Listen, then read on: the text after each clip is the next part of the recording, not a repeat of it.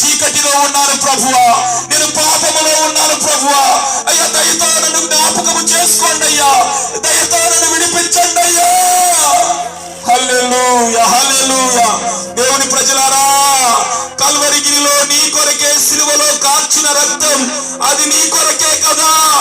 భయంకరమైన పాపములో ఉన్న ప్రజలు విడిపించాలని ఆయనే ఒక మనిషిగా ఈ లోకానికి దిగి వచ్చాడు కదా.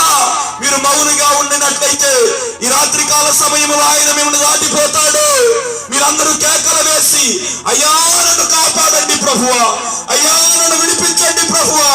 భయంకరమైన శాపం, భయంకరమైన మరణం అయ్యా నా చుట్టుముట్టి అయ్యా భయంకరమైన బంధకాలలో కట్టబడ్డాను.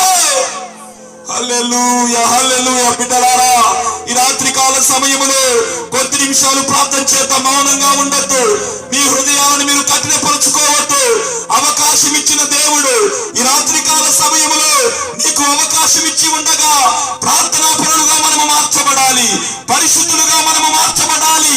నిశ్చయముగా నీ జీవితాన్ని నీవు కట్టుకుంటే, నిశ్చయముగా నీ జీవితాన్ని నీవు కట్టుకుంటే నీలో ఉన్న దేవునికి వ్యతిరేకమైన కార్యం ఈ రాత్రికాల సమయంలో నీవు తొలగించుకుంటే ఆ దేవుడు మీ జీవితాలలో అద్భుత కార్యాలు చేయబోతూ ఉన్నాడు ఆయన. ఆ దేవుడు మీ జీవితాలలో ఘనమైన కార్యాలు చేయబోతున్నాడు ఆయన. మీ కుటుంబాలలో నెమ్మది కలగబోతుంది, మీ కుటుంబాలలో సమాధానము కలగబోతుంది, మీ